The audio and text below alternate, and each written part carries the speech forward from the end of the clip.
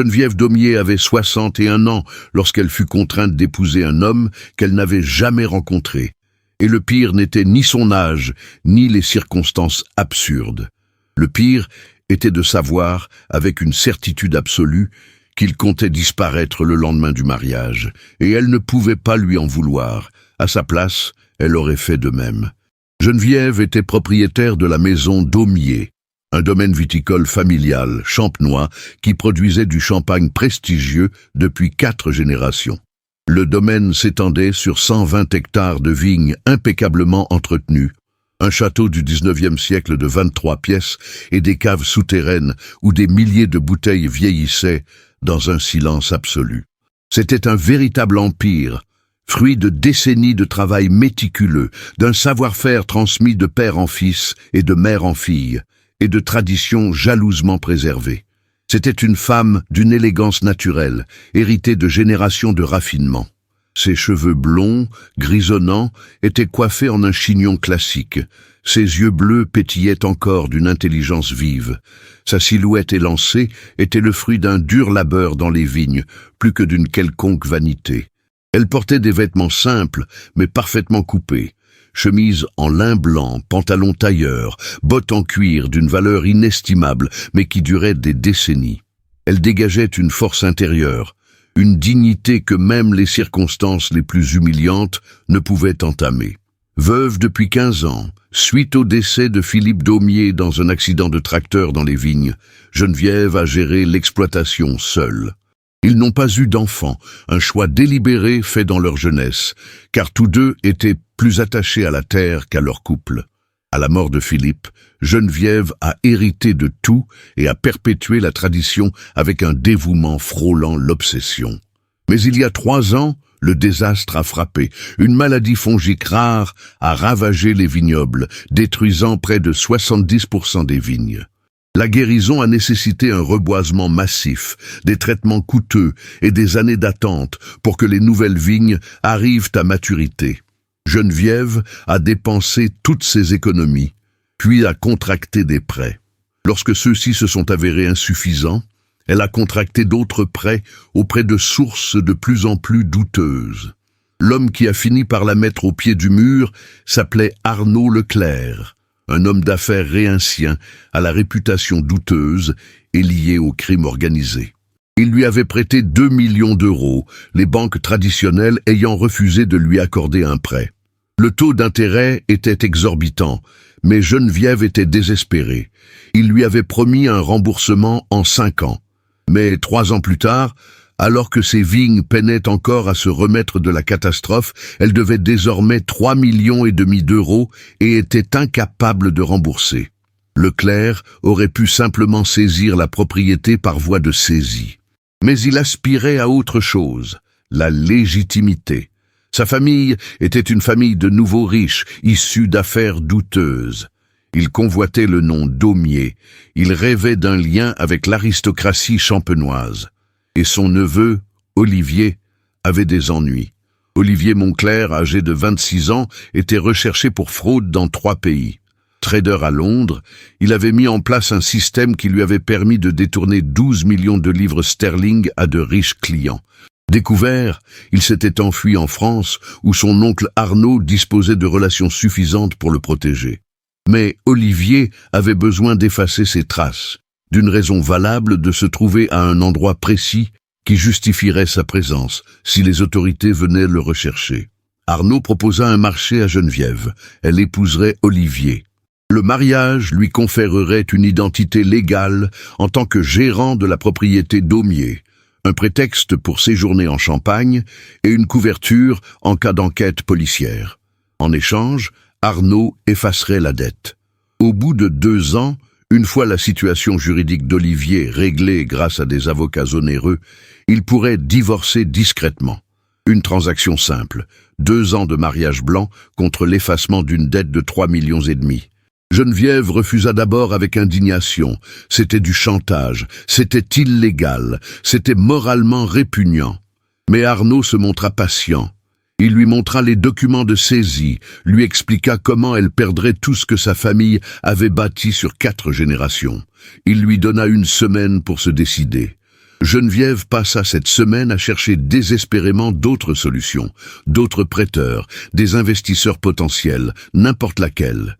Il n'y en avait aucune. Elle accepta donc. Mais lorsqu'elle rencontra Olivier 3 jours avant le mariage forcé, toute illusion quant à sa capacité à tolérer cet arrangement s'évanouit. C'était un jeune homme froid et beau, qui la regardait avec un dédain à peine dissimulé. Grand et mince, les cheveux noirs toujours parfaitement coiffés, les yeux verts glacés et la mâchoire serrée comme quelqu'un de constamment irrité, il portait des costumes coûteux, avec l'insouciance de quelqu'un qui avait trop d'argent pour s'en soucier. Il parlait avec l'accent raffiné des écoles privées anglaises, et sa voix était tranchante lorsqu'il s'adressait à elle. Olivier a clairement fait comprendre que le mariage lui était aussi répugnant qu'à elle. Il a déclaré ouvertement qu'il se contenterait du strict minimum pour sauver les apparences, mais qu'elle ne devait rien attendre de plus que sa présence physique. Il resterait dans une pièce séparée, garderait ses distances, et dès que ses avocats auraient réglé ses problèmes juridiques, il disparaîtrait, et elle ne le reverrait plus jamais. De préférence avant la fin des 2 ans, s'il pouvait accélérer le processus. Le mariage eut lieu par un après-midi gris de novembre dans la petite église d'Épernay. Seuls les témoins nécessaires étaient présents. Arnaud, représentant Olivier, et l'avocat de Geneviève, son témoin. Ni fleurs, ni musique. Aucune prétention à autre chose qu'une simple formalité légale. Geneviève portait une robe bleu marine, toute simple, qu'elle possédait déjà. Olivier, en costume noir, arriva délibérément avec 5 minutes de retard. Lors de l'échange des vœux, Olivier parla d'une voix monocorde, le regard fixé sur le mur derrière le prêtre plutôt que sur Geneviève. Elle garda une voix assurée, mais la honte lui brûlait le visage. Le baiser fut inexistant. Olivier se détourna avant que le prêtre n'ait pu terminer son homélie. La réception fut un dîner silencieux dans un restaurant où personne ne mangea vraiment. Arnaud porta un toast cynique aux heureux mariés, savourant le pouvoir qu'il exerçait sur eux. De retour au château ce soir-là, Olivier se rendit directement dans la chambre de Léleste que Geneviève lui avait préparée. Il dit ne pas vouloir être dérangé, qu'il souhaitait instaurer sa propre routine sans perturber la sienne. Geneviève resta seule dans la chambre principale qu'elle avait partagée avec Philippe des décennies auparavant, se sentant plus seule que durant ses 15 années de veuvage. Mais Geneviève ignorait une chose. Olivier n'avait pas l'intention de rester même les 2 ans convenus. Il avait un plan élaboré pour disparaître le lendemain du mariage.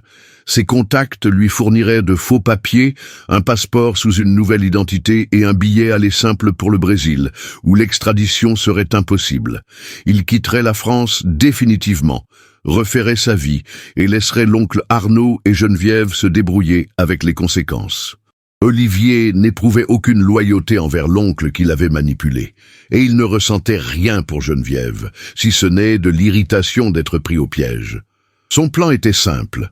Attendre que Geneviève s'endorme, récupérer le sac à dos qu'il avait caché et partir pour Paris où son contact l'attendrait avec de nouveaux documents. À 8 heures du matin, il serait dans l'avion. Problème réglé. Mais à 3 heures du matin, alors qu'Olivier descendait discrètement l'escalier, son sac à dos sur les épaules, il entendit un bruit étrange. Un gémissement étouffé provenant du bureau de Geneviève, au rez-de-chaussée. Il aurait dû l'ignorer et poursuivre son chemin vers la porte. Mais la curiosité, ou peut-être un soupçon d'humanité, le fit hésiter.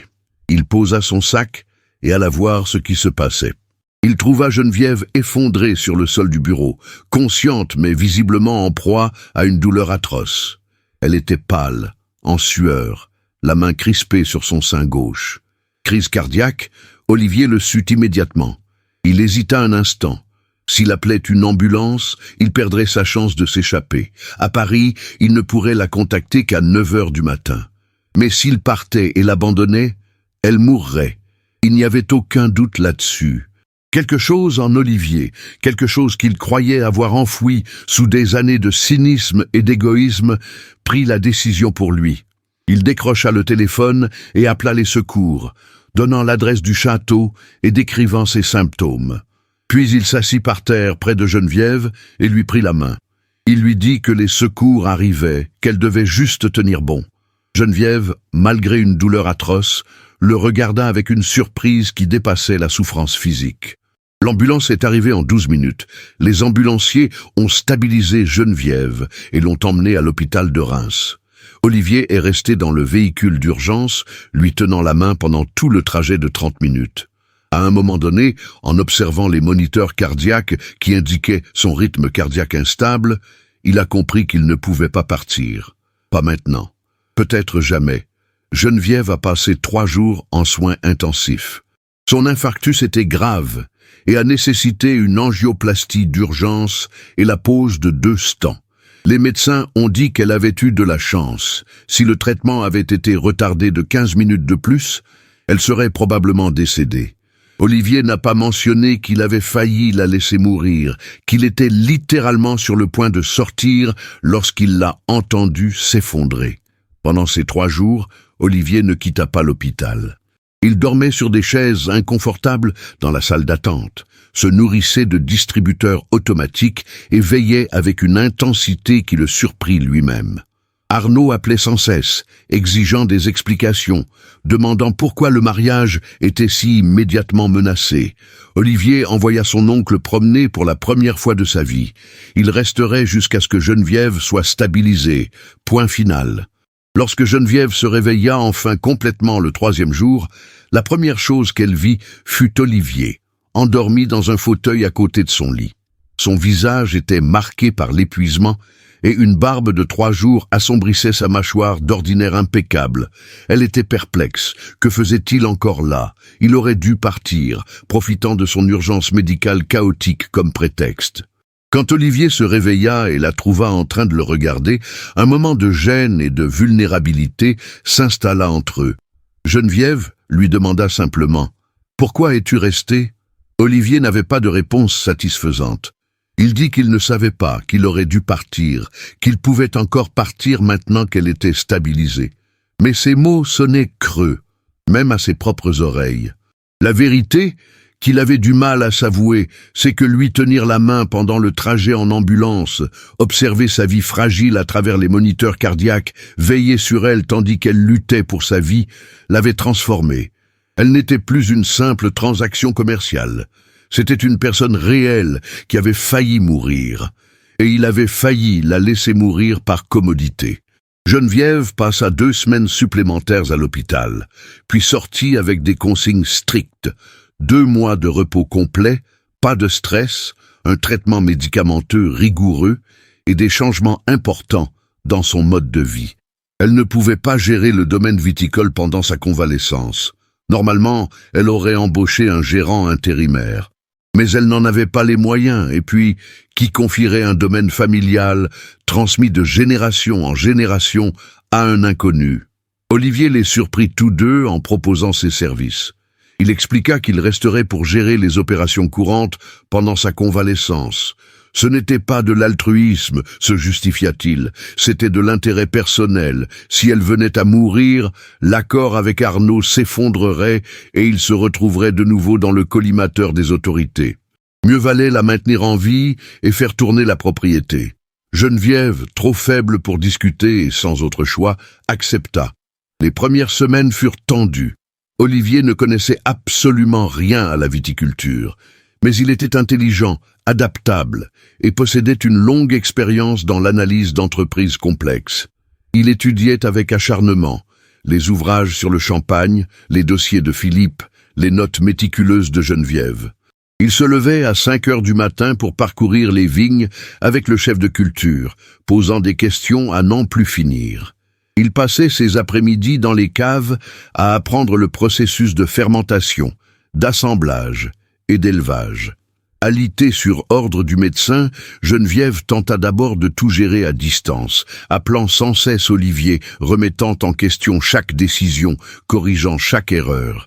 Mais Olivier, faisant preuve d'une patience insoupçonnée, écouta, apprit et progressa. Peu à peu, Geneviève commença à lui confier de petites décisions, puis des décisions plus importantes, puis, à sa grande surprise, des décisions qui allaient impacter toute la récolte. Quelque chose d'autre changea durant ces semaines. Olivier commença à vraiment voir Geneviève, non plus comme un obstacle ou une transaction, mais comme une personne. Il l'écoutait raconter l'histoire de 4 générations de daumiers qui avaient travaillé cette terre corps et âme. Il voyait la passion dans ses yeux lorsqu'elle parlait des vignes, comme s'il s'agissait de ses enfants. Il comprenait les sacrifices qu'elle avait consentis, la pression d'être la dernière de sa lignée, le désespoir ressenti lorsque la maladie avait failli tout anéantir. Geneviève commença elle aussi à voir Olivier différemment. Derrière sa froideur et son arrogance, elle découvrait un jeune homme perdu, qui avait commis de graves erreurs, mais qui n'était pas un monstre. Elle voyait son acharnement à apprendre, le respect croissant qu'il portait à ses employés, les nuits qu'il passait à étudier par peur de l'échec. Elle remarquait ses gestes de bonté, les fleurs sauvages qu'il rapportait des vignes, la façon dont il ajustait ses oreillers sans qu'on le lui demande, la lecture à voix haute des rapports lorsqu'elle avait les yeux fatigués. 6 semaines après son infarctus, Geneviève était assez forte pour se lever, faire le tour du château et finalement s'aventurer dans les vignes. La première fois qu'elle marcha parmi les vignes avec Olivier à ses côtés, quelque chose se produisit entre eux. Il lui expliqua les changements qu'il avait mis en place, les décisions qu'il avait prises, lui demandant son approbation. Geneviève comprit qu'il ne se contentait pas de gérer les affaires. Il apprenait à l'aimer comme elle l'aimait. La transformation d'Olivier fut progressive mais profonde. Le travail dans les vignes le changea physiquement. Peau bronzée par des heures de soleil, mains calleuses à force de labeur, corps plus robuste grâce à une activité constante. Mais le changement le plus significatif fut intérieur. Il commença à trouver un sens à sa vie, un sens qui lui avait toujours fait défaut. La finance, pour lui, n'était qu'une affaire d'argent déconnectée de la réalité. Ici, il voyait le résultat concret du travail, la vigne qui pousse, le raisin qui mûrit, le champagne qui se forge au terme d'un processus de plusieurs années. Et il commença à prendre soin de Geneviève d'une manière qui l'effrayait. Il s'inquiétait lorsqu'elle travaillait trop, malgré les avertissements des médecins. Il était fier lorsqu'elle louait ses décisions. Il rêvait de passer du temps ensemble à flâner dans les vignes au crépuscule, à discuter des préparatifs des prochaines vendanges. Il éprouvait des sentiments pour une femme de 35 ans, son aînée, une femme qu'il avait d'abord méprisée. Geneviève était en proie à un conflit intérieur. Elle s'était promis de ne pas s'attacher, de ne pas se faire d'illusions sur leur arrangement.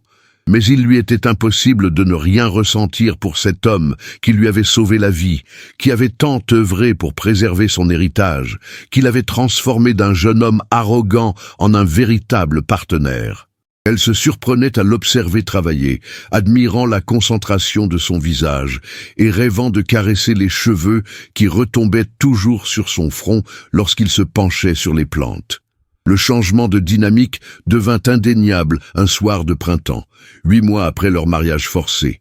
Ils étaient à la cave, dégustant un assemblage expérimental qu'Olivier avait créé sous la direction de Geneviève.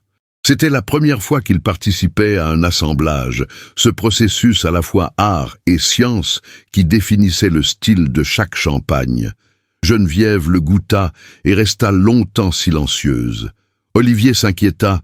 Avait-il commis une erreur? Avait-il gâché toute la cuvée? Alors Geneviève sourit, un sourire sincère qui illumina son visage. Elle dit que c'était excellent, que cela témoignait d'un véritable instinct, que Philippe en serait fier. L'évocation de son défunt mari aurait dû la mettre mal à l'aise. Au contraire, elle ressentit comme une bénédiction. Olivier, sans réfléchir, prit Geneviève dans ses bras. Elle se raidit un instant, puis se détendit, se laissant enlacer. L'étreinte dura plus longtemps qu'il n'aurait fallu. Lorsqu'ils se séparèrent, tous deux eurent conscience d'avoir franchi la limite. Olivier murmura « Ce n'est pas juste. Nous ne devrions être mariés que sur le papier. » Geneviève acquiesça. « Je sais. » Mais aucun des deux ne bougea, Ils restèrent là, dans les caves obscures, entourés de milliers de bouteilles, le poids de 8 mois de proximité forcée s'étant transformé en une véritable étreinte entre eux. C'est Geneviève qui prit la décision. Plus âgée, elle aurait dû être plus sage, les protéger tous deux de toute complication supplémentaire. Mais elle était aussi lasse de nier ses sentiments. Elle embrassa Olivier d'un geste doux et hésitant. Il réagit d'abord avec surprise, puis avec une passion qui les surprit tous deux. Ils firent l'amour là, dans les caves, parmi les fûts de chêne et les bouteilles qui vieillissaient. C'était à la fois urgent et tendre, chargé de mois de tension. Puis, enlacés dans l'obscurité froide, ils surent tous deux qu'ils avaient fondamentalement changé quelque chose. Ils ne pouvaient plus prétendre qu'il ne s'agissait que d'un arrangement commercial. Les semaines suivantes, ils tentèrent de garder leur distance, de rétablir une relation professionnelle. Mais c'était impossible. Ils devinrent de véritables amants, passant des nuits ensemble, se réveillant enlacés, tissant une intimité qui transcendait le physique. Olivier emménagea officiellement dans la chambre parentale, ne feignant plus une séparation illusoire. La transformation de leur relation les a forcés tous deux à se confronter à la vérité. Olivier a admis qu'il n'avait jamais prévu de rester 2 ans, qu'il aurait dû partir dès la première nuit, mais que la sauver avait tout changé. Geneviève a reconnu avoir accepté cette situation par désespoir, mais qu'à présent, elle ne pouvait plus imaginer sa vie sans lui. Leur dépendance mutuelle dépassait largement le simple cadre pratique, mais un problème subsistait. Leur union restait illégale. Le mariage avait été bâti sur la fraude, sur la dissimulation d'Olivier aux autorités. Et sa situation juridique ne s'était pas améliorée. L'enquête sur son stratagème s'intensifiait.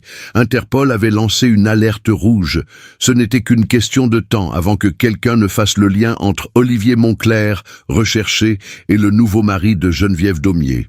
Olivier savait qu'il devait partir avant de déshonorer Geneviève. S'il était arrêté à son château, le scandale ternirait le nom des Daumier. La banque pourrait s'en servir pour remettre en question l'annulation de la dette d'Arnaud en invoquant une nouvelle fraude. Elle risquait encore de tout perdre. La chose responsable à faire était de disparaître. Mais il ne le pouvait pas. Il ne pouvait littéralement pas imaginer la quitter. En 9 mois de mariage forcé, elle était devenue le centre de son univers. Il l'aimait d'une intensité qui l'effrayait. Il aimait sa force, sa passion pour la terre, la façon dont elle lui avait appris à voir la beauté dans un travail lent et patient. Il aimait la façon dont elle le considérait, non pas comme un criminel, mais comme un homme capable de rédemption. La crise a éclaté lorsque des enquêteurs britanniques sont arrivés à Reims pour interroger Olivier Monclerc. Il savait qu'il avait de la famille dans la région et que son oncle, Arnaud Leclerc, y possédait une propriété. Ce n'était qu'une question de temps avant qu'il ne perquisitionne la maison Daumier. Olivier a eu environ 1 semaine avant d'être contraint de remettre ses passeports pour vérification, avant que sa fausse identité, celle d'Olivier Monclerc, époux de Geneviève, ne soit découverte. Olivier se prépara à partir. Il fit son sac à dos, identique à celui qu'il avait préparé 9 mois auparavant. Il prit contact à Paris pour obtenir de nouveaux papiers. Il écrivit une longue lettre à Geneviève pour lui expliquer les raisons de son départ, lui disant qu'il l'aimait, mais qu'il ne pouvait pas gâcher sa vie en restant. Il prévoyait de partir à l'aube, avant son réveil, car il n'osait pas lui dire adieu en face à face. Mais Geneviève trouva la lettre. Elle la lut à 3 heures du matin, lorsqu'elle se réveilla et remarqua que son côté du lit était vide et froid. La lettre était sur le bureau, une enveloppe à son nom, écrite de sa main qu'elle reconnaissait si bien désormais. Les mains tremblantes, elle lut ces mots. « Je t'aime plus que ma propre vie, mais rester serait égoïste. Je te détruirai. Pardonne-moi.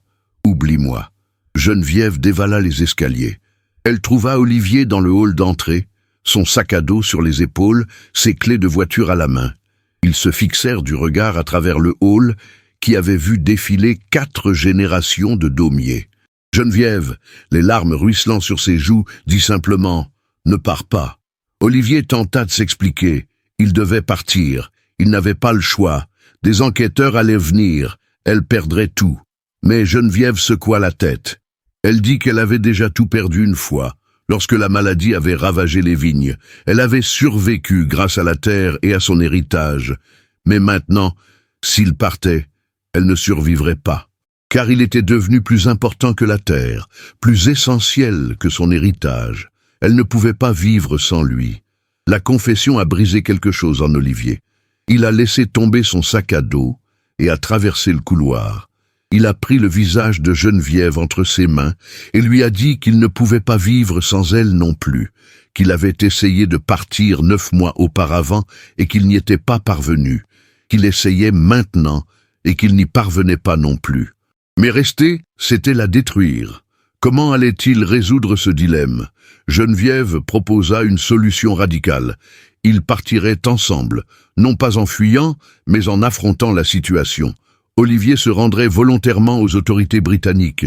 Il engagerait de meilleurs avocats, répondrait de ses actes, accepterait les conséquences. Cela signifiait probablement la prison. Mais avec des avocats compétents et une bonne coopération, peut-être une peine réduite. Et à sa sortie, elle l'attendrait. Qu'il faille 5 ou 10 ans, elle attendrait. Olivier argumentait, elle ne pouvait pas attendre 10 ans. Elle avait 62 ans, elle en aurait 72, voire plus, à sa sortie de prison. Elle méritait de vivre sa vie, pas de la gâcher pendant 10 ans à attendre un criminel. Mais Geneviève était inflexible. 10 ans avec lui à la fin valaient mieux qu'une vie entière sans lui. La décision était prise. Une semaine plus tard, Olivier, accompagné d'avocats de renom payés par Geneviève, qui avait de nouveau hypothéqué un bien, mais cette fois pour une cause importante, se rendit aux autorités londoniennes. Il coopéra pleinement, apporta des preuves contre les principaux complices et exprima de sincères remords. Impressionné par sa coopération et par le fait qu'il n'avait pas dépensé l'argent volé, toujours bloqué sur des comptes gelés, les procureurs lui proposèrent un accord. 6 ans de prison au lieu des 15 encourus. Geneviève vendit une partie de la propriété, des hectares plus éloignés et moins productifs, afin de verser une indemnisation partielle aux victimes d'Olivier. Cela n'effaça pas le crime, mais témoigna d'une volonté de réparer son erreur. Et lorsqu'Olivier fut officiellement condamné et incarcéré, Geneviève était présente dans la salle d'audience. La dernière chose qu'il vit avant d'être emmené fut son murmure. « J'espère ». Et elle attendit. Pendant 6 ans, Geneviève rendit visite à Olivier chaque semaine où elle le pouvait.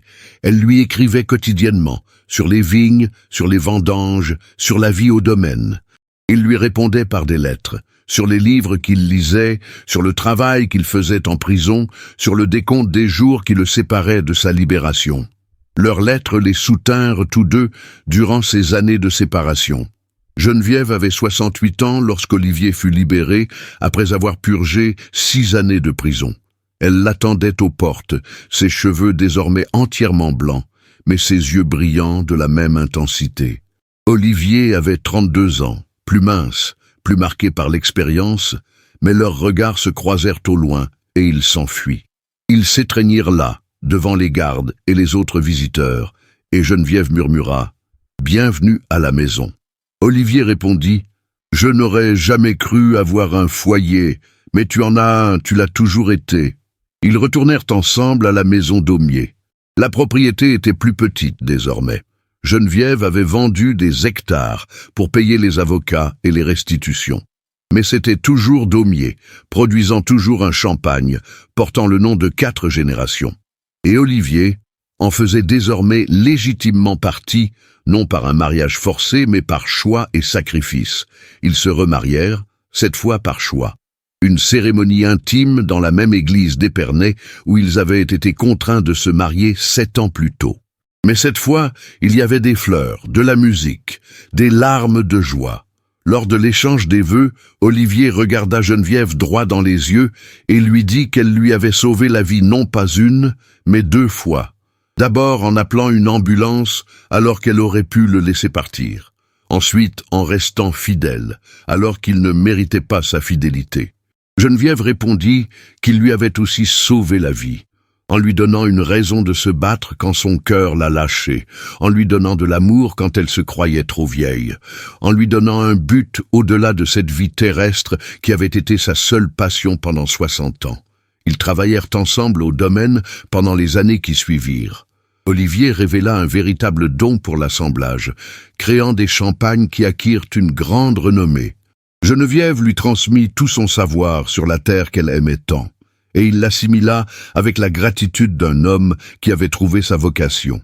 À 75 ans, Geneviève céda officiellement la propriété à Olivier, sachant qu'un héritage s'étendant sur 4 générations était désormais entre de bonnes mains.